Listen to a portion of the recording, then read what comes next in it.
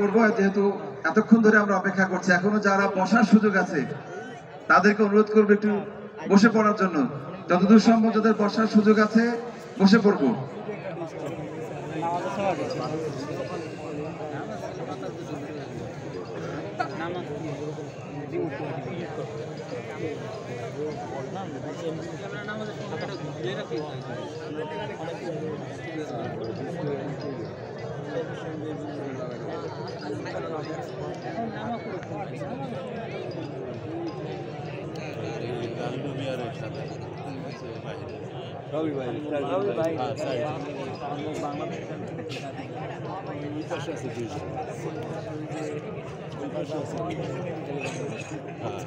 সম্মানিত উপস্থিতি, আমাদের সম্মানিত অতিথিদের প্রস্তুতির স্বার্থে তাদের অনুরোধে আমরা ছোট্ট একটু সময় সুযোগ পাচ্ছি।